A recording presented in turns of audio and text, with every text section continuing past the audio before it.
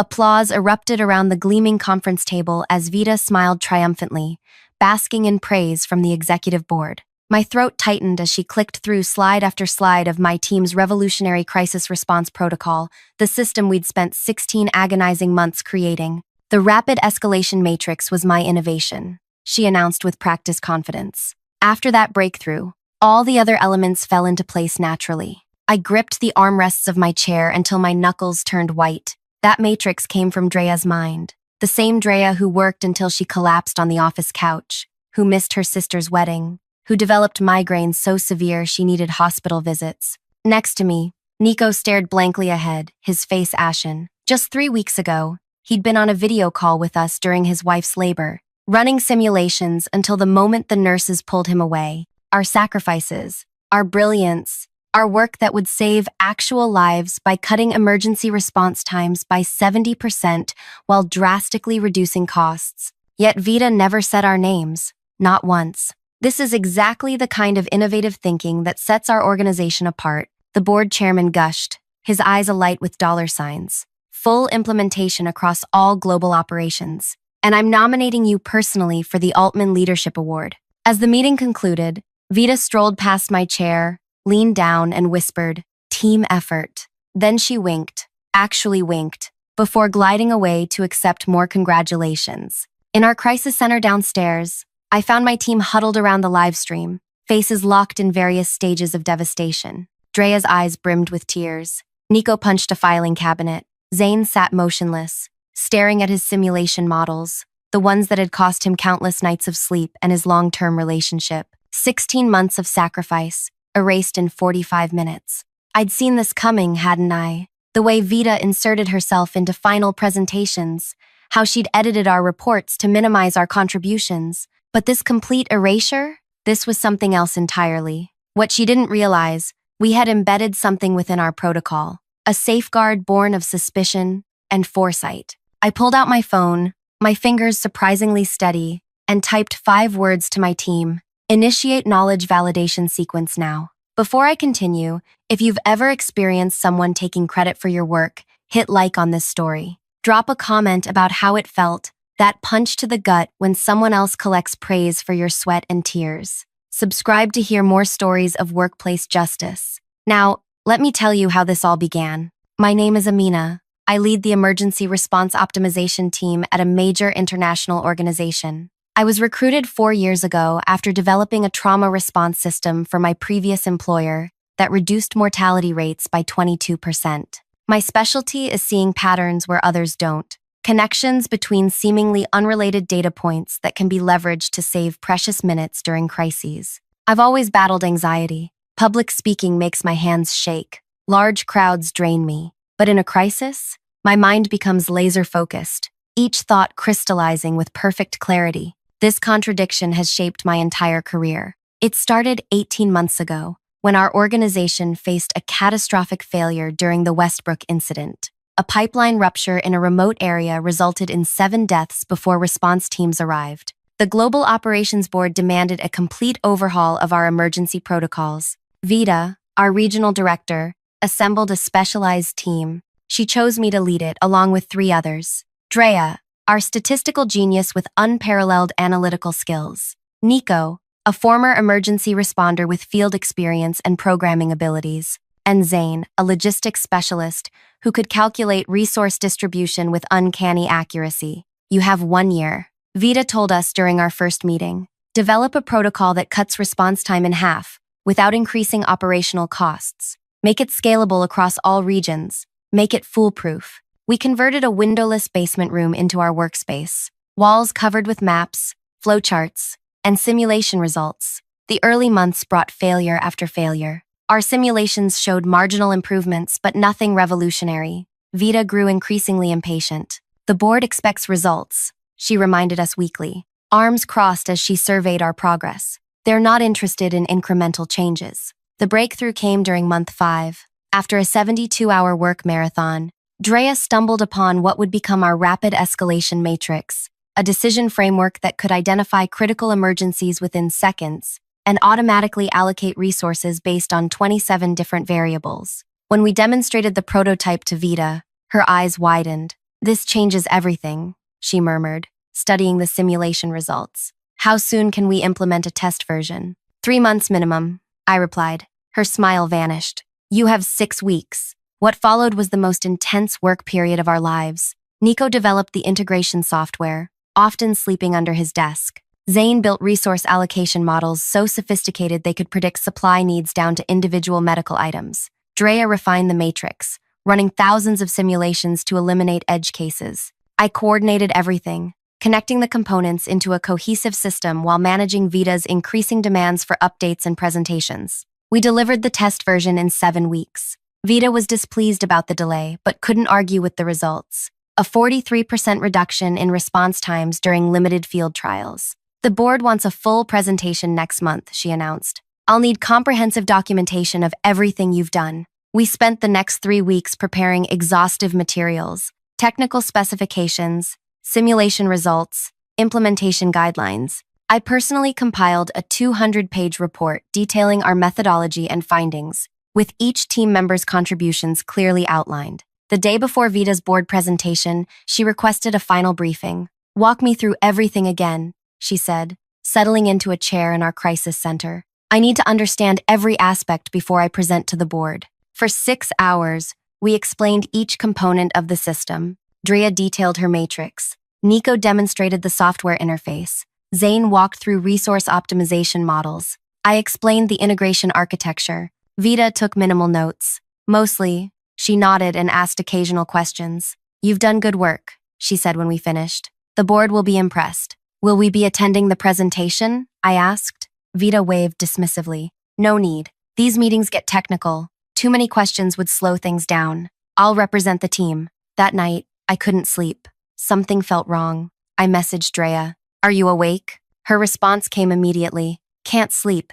Thinking about tomorrow. Me too. Does something feel off to you? There was a long pause before her reply. Vita barely took notes today. How will she answer detailed questions? I stared at the ceiling, a cold realization settling in my stomach. She won't. She's going to present it as her own work. Can we do anything? I thought about our months of work, about the lives our protocol would save, about the knowledge embedded in our system that only we truly understood. Maybe. Meet me at the office at 5 a.m. Bring Nico and Zane. When my team arrived bleary-eyed the next morning, I explained my suspicion and proposed a solution. If Vita was planning what I feared, we needed protection, not just for our recognition, but for the integrity of the system itself. We need to embed a knowledge validation sequence, I explained. A series of decision pathways that require intuitive understanding of the protocol's foundations. Like fingerprints, Zane said, understanding immediately.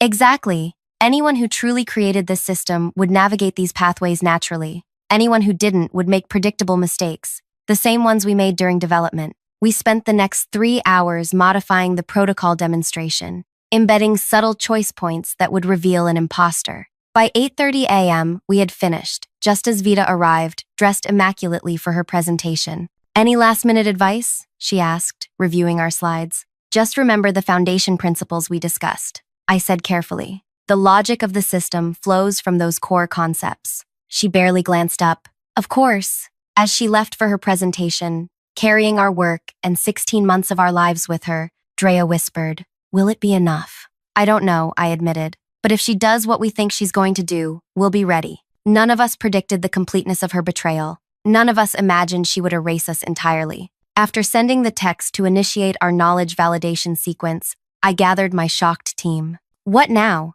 Nico asked, his voice hollow. Now, I said, we prepare for the international implementation briefing in 2 weeks. Vita will be expected to guide the expanded leadership through a live demonstration of her groundbreaking protocol. And if she refuses to do the demonstration? Zane asked. I smiled thinly. She won't. People who steal credit are always convinced they understand the work better than those who actually did it. The 2 weeks between Vita's presentation and the international implementation briefing crawled by like torture. My team and I maintained perfect professionalism, answering Vita's increasingly frequent questions about the protocol while feigning ignorance about her deception. Amina, I need the detailed breakdown of the tertiary response patterns, she demanded 3 days before the briefing, dropping a stack of papers on my desk. The ones outlined in Section 7 of the report? I thought you had those. Vita's smile tightened. Just get them to me by noon. The chairman wants additional data before the briefing. After she left, Drea whispered from her workstation.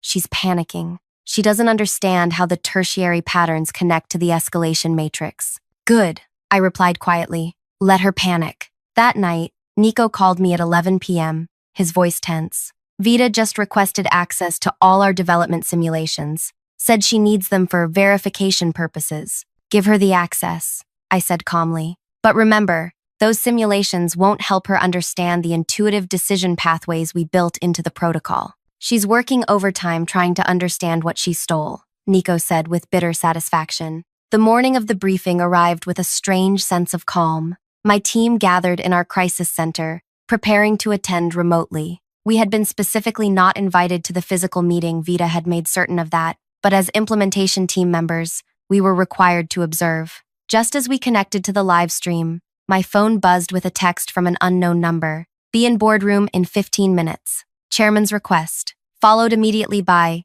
bring your team. Kayla, executive assistant. We looked at each other in confusion. Is this part of the plan? Zane asked. No, I admitted. But let's go. The top floor boardroom was packed with international leadership when we arrived. Executives from 5 continents sat around the massive table, while regional directors lined the walls. Vita stood at the front, shuffling through presentation materials, her confident demeanor faltering slightly when she spotted us entering. The chairman, Gregory, nodded at us. Ah, the implementation team. Please, find seats. We're about to begin. Vita approached me hurriedly. What are you doing here? She hissed. Chairman's request, I replied simply. Is there a problem? Before she could answer, Gregory called the meeting to order. 30 pairs of eyes turned toward Vita as she composed herself and stepped to the front. Good morning, everyone. As you know, the board has approved full implementation of our new crisis response protocol, a system that will revolutionize how we handle emergencies worldwide. She clicked to the first slide, the same presentation she had given 2 weeks ago. Today, I'll guide you through a live demonstration to show how this protocol functions in real-world scenarios. For 30 minutes, Vita confidently presented the overview of the protocol, repeating many of her previous talking points. My team and I remained silent, watching the international leadership nod with approval. Now, Gregory announced, the most valuable part of today's briefing. Vita has agreed to guide us through a live crisis simulation using her groundbreaking protocol. This will give all regional directors a clear understanding of implementation requirements. Vita smiled, though I noticed a slight tremor in her hand as she moved to the simulation controls. I'd be happy to demonstrate. The lights dimmed as the simulation loaded on the room's main screen. It was one of our most complex scenarios, a chemical spill near a population center with multiple complicating factors. The simulation was designed to evaluate decision-making under extreme pressure. This scenario requires rapid assessment and resource deployment, Vita explained. The protocol's escalation matrix immediately categorizes the emergency and suggests initial response measures. She navigated through the first decision points with reasonable competence, clearly having studied our documentation thoroughly. The international executives watched with interest as the simulation progressed. Then came the first knowledge checkpoint, a subtle decision junction where intuitive understanding of the underlying principles became crucial. At this juncture, Vita explained, we implement standard containment procedures while escalating to secondary response teams. She selected the corresponding option, and the simulation showed an immediate degradation in containment effectiveness. A small red indicator flashed on the screen. Vita hesitated, clearly surprised by the outcome. This represents a common pitfall in crisis response, prioritizing containment before completing full hazard assessment. Nice recovery, I thought, but the next checkpoint was approaching. As the simulation continued, Vita encountered more knowledge checkpoints and decision points that required deep understanding of how the components interacted. With each incorrect choice, the simulated crisis worsened. Resource allocation became inefficient. Response times increased. The situation deteriorated. The room grew tense as executives exchanged concerned glances. Vita's confident demeanor crumbled as she struggled to explain the increasingly problematic outcomes. Are these expected results? Gregory asked, frowning at the escalating failure metrics on screen. I'm deliberately showing potential pitfalls, Vita stammered. selecting another option that only worsened the simulated crisis. In a real implementation, we would avoid these common mistakes. But her choices revealed deeper misunderstandings with each decision. The simulation was now showing critical failure in multiple areas, exactly the patterns we had encountered and corrected during early development. Gregory's frown deepened. The failure cascade seems systematic. Is this demonstrating worst-case scenarios? I watched Vita's shoulders tense as she struggled to maintain composure. This was the moment we had prepared for, but I felt no joy witnessing her unraveling, only a hollow vindication that truth was finally emerging. Finally, I stood up. Our protocol incorporates what we call expertise verification, I explained, keeping my voice even. It presents decision points that reveal true understanding. Without that knowledge, choices naturally expose comprehension gaps through progressive scenario deterioration. The room fell silent. All eyes turned to me, then back to Vita, whose face had drained of color. Expertise verification? Gregory repeated slowly. I don't recall that feature in the presentation. It's a quality control measure, I continued, designed to ensure that only properly trained personnel can implement the protocol. The system naturally guides knowledgeable users toward optimal decisions while revealing knowledge gaps in those without proper training. Vita stared at me, a mixture of shock and fury in her eyes. Gregory turned to her. Is this correct? There are nuances to the simulation that, she stuttered. Would you show us how the protocol is meant to function? Gregory asked, looking directly at me. I walked to the simulation controls, heart pounding. Vita stepped aside, her expression unreadable. Taking a deep breath, I reset the simulation to its starting point. As the scenario unfolded, I navigated through each decision point with the intuitive understanding that comes only from having built the system from nothing. The knowledge checkpoints that had trapped Vita now revealed their purpose, guiding the response in ways that optimized resources and minimized response times. The metrics on screen showed immediate improvement. Where Vita's attempts had led to cascading failures, my decisions stabilized the crisis, deployed resources efficiently, and brought the emergency under control. When I completed the simulation, the room remained silent for several seconds. Then Gregory cleared his throat. That was illuminating. The contrast is quite striking. He looked at Vita, whose face had hardened into a mask. Perhaps you could explain the discrepancy in outcomes? Before Vita could respond, Drea stood up. The rapid escalation matrix that forms the foundation of this protocol was developed through hundreds of iterations. Each decision point reflects a lesson learned through failure and correction. You cannot memorize these decision pathways.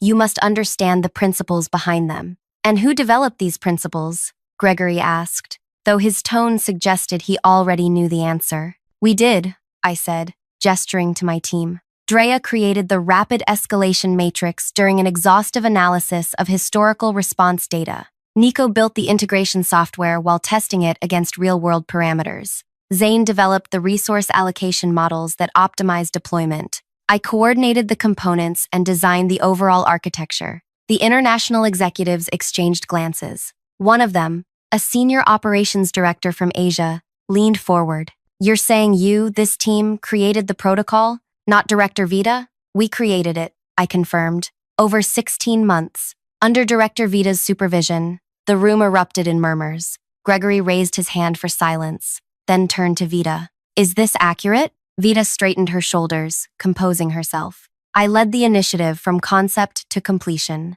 This team worked under my direction, implementing my vision and strategy. Their technical contributions were valuable, but that's not what you told the board 2 weeks ago, Gregory interrupted. You presented this as your innovation, your breakthrough that would revolutionize our operations. You accepted a leadership award nomination based on that representation. I simplified for clarity, Vita insisted. Development is always complex, with many contributors. Nico stood up next. When you presented to the board, you stated, and I quote, "The rapid escalation matrix was my innovation. After that breakthrough, all the other elements fell into place naturally. That matrix came from Drea's work. She collapsed from exhaustion developing it. And you said nothing about a team?" Zane added. Not one word about the people who missed family events, sacrificed personal relationships, and pushed through physical and mental limits to create this protocol. Vita's face flushed with anger. This is insubordination.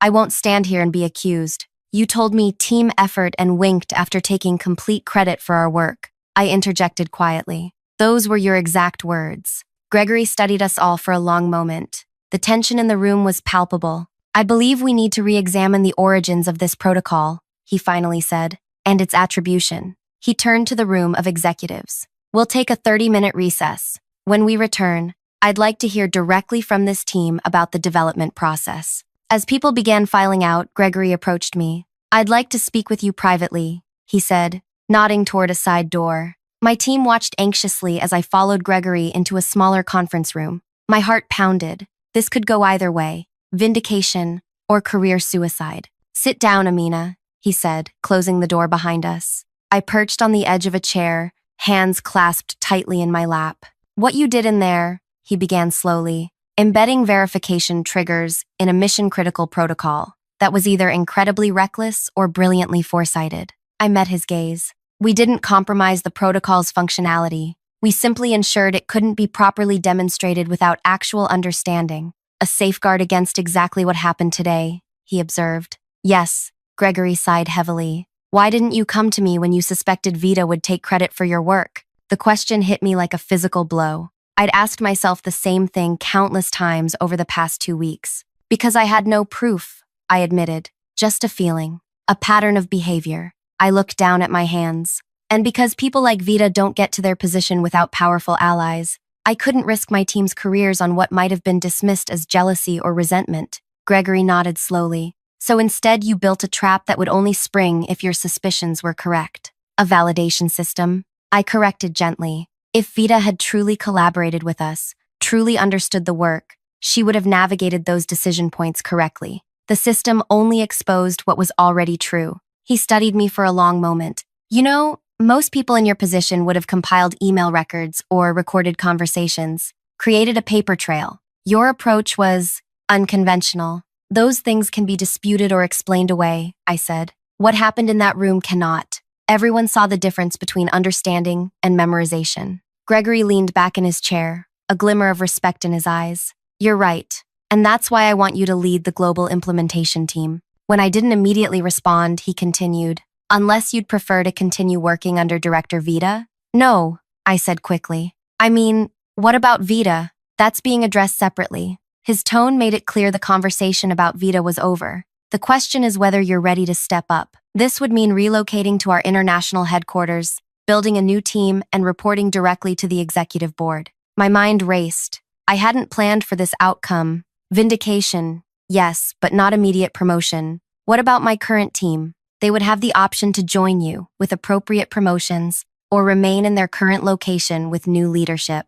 I thought of Drea, Nico, and Zane, everything we'd been through together. I need to discuss this with them before making any decisions. Gregory smiled. I expected nothing less. Take the rest of the day. We'll reconvene tomorrow morning. When I returned to the main boardroom, it was nearly empty. My team waited anxiously by the door. What happened? Drea asked immediately. Where is everyone? I countered. Emergency closed session with the executive board, Zane explained. Vita was escorted there 10 minutes ago. She looked not good. Gregory offered me leadership of the global implementation team, I told them, with promotions for all of you if you want to join me at international headquarters. Their reactions ranged from shock to excitement. Nico whistled low. That was fast, he said. What about Vita? He wouldn't say, but I don't think she'll be in charge of anything important anytime soon. We left the building together, still processing the day's events. None of us felt like celebrating. Not yet. The vindication was satisfying but exhausting. We agreed to meet the next morning to discuss our options before the reconvened meeting. That night, alone in my apartment, I finally allowed myself to feel everything I'd suppressed during the confrontation. The relief, the lingering anger, the uncertainty about the future. My phone buzzed with a text from Drea. Did we do the right thing? I stared at her message for a long time before responding. We protected our work, and maybe prevented her from doing this to someone else. The next morning arrived with unexpected news. A company-wide email announced Vita's immediate reassignment to a subsidiary office in a remote location, effectively a demotion, disguised as a lateral move. By the time we gathered for the reconvened meeting, rumors were already circulating about her dramatic fall from grace. The boardroom was different this morning, smaller, with only Gregory, 2 executive board members, and my team present. A stack of documents sat in the center of the table. Before we begin, Gregory said, I want to clarify something. Yesterday's events have raised serious concerns about leadership and attribution within our organization. He slid the stack of documents toward me. These are revised materials for the crisis response protocol, with your team properly credited as creators. Additionally, we're withdrawing Vita's nomination for the Altman Leadership Award and submitting your team instead. I opened the top document. There it was. Our names listed as primary developers, Drea as creator of the Rapid Escalation Matrix, Nico as software architect, Zane as resource optimization specialist, my name as team leader and system architect. Thank you, I said, emotion threatening to overcome my professional demeanor. This means everything to us. Gregory nodded. Now, about the implementation leadership position. We've discussed it, I interrupted, glancing at my team. We would like to accept with one condition. Gregory raised an eyebrow, which is, we implement the protocol as a team, with shared leadership. Each of us has specialized knowledge critical to its success. Hierarchical leadership failed us once. We won't repeat that mistake. The executive board members exchanged glances. Unconventional, one of them noted. So was our protocol, I replied. Conventional thinking wouldn't have reduced response times by 70%. Gregory smiled slowly. Very well. Shared leadership of the global implementation team, with appropriate compensation adjustments for all of you. He extended his hand. Welcome to the executive level. As we left the meeting, Drea squeezed my arm. We did it, she whispered. Not quite, I replied quietly. There's one more thing. 2 months later, we stood in the grand ballroom of the Riverside Hotel, surrounded by industry leaders at the annual International Safety and Crisis Response Conference. Our protocol had been successfully implemented across 3 continents, with remarkable results. Emergency response times had decreased exactly as our simulations had predicted, and initial data suggested potential lives saved already exceeded double digits. Gregory had insisted we attend the conference to accept the Innovation Excellence Award, the industry's highest honor for breakthrough safety protocols. What he didn't know was that I had made another arrangement. As we sipped champagne during the pre-ceremony reception, Drea nudged me. Are you sure about this? Absolutely, I replied. She's already here. Across the room, looking significantly less polished than she once had, stood Vita. Her reassignment had not been kind to her. The remote subsidiary office dealt with routine maintenance issues, about as far from prestigious crisis management as one could get while remaining in the organization. She hadn't seen us yet. I had arranged her invitation personally, requesting she attend as a former contributor to crisis response initiatives. Her pride wouldn't let her decline, despite her diminished status. It's time, Nico murmured as the lights dimmed, and attendees began moving toward their seats. The ceremony proceeded with the expected speeches and presentations. Finally, the conference chairman approached the podium for the main award. The Innovation Excellence Award recognizes breakthrough approaches that redefine industry standards, he announced. This year's recipient has revolutionized crisis response with a protocol that reduces emergency response times by an unprecedented 70%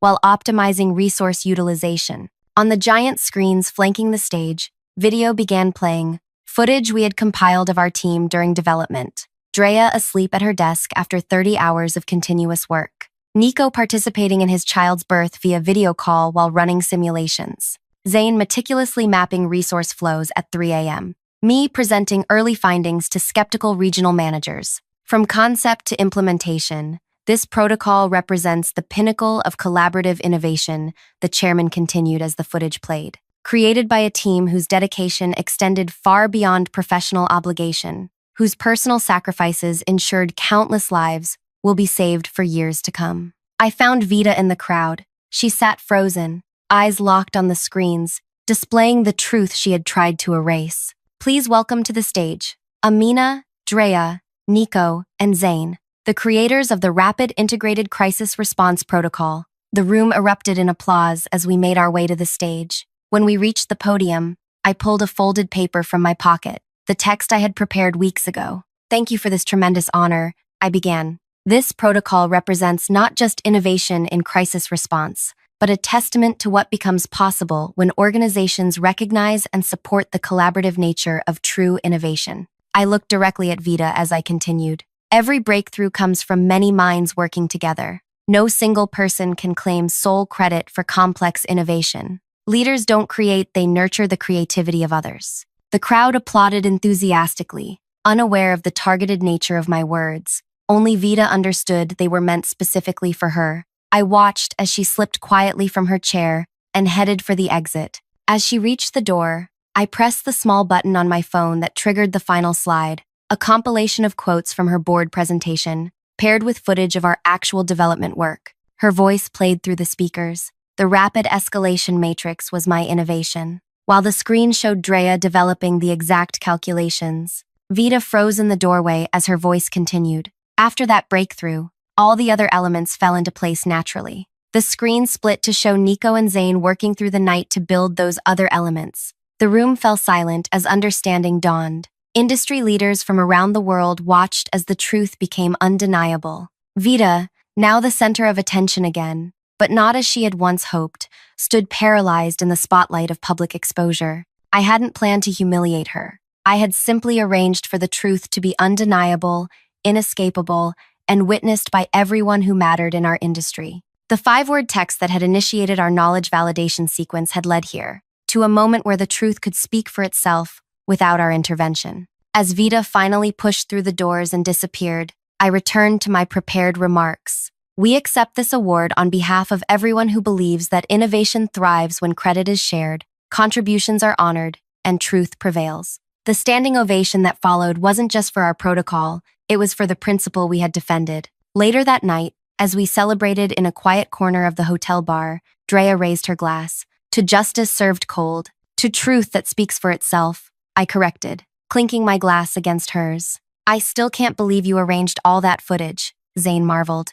How did you know we'd win the award? I didn't, I admitted. I just knew we'd eventually have an audience that mattered. The truth just needed the right stage, Nico smiled. And all it took was one text message to start it all. I nodded, remembering that moment of decision in the boardroom, watching Vida bask in stolen glory. Sometimes the most powerful revenge isn't what you do to someone else. It's simply creating circumstances where they reveal themselves. If you've ever had to stand up for yourself against someone who tried to diminish your work or steal your thunder, I hope this story resonated with you. Drop a comment about how you handled it or what you wish you'd done differently. Like and subscribe for more stories about workplace justice and the power of standing your ground. Remember, your work matters, your contributions are valuable, and sometimes the most effective response to injustice is simply ensuring the truth has its moment in the spotlight.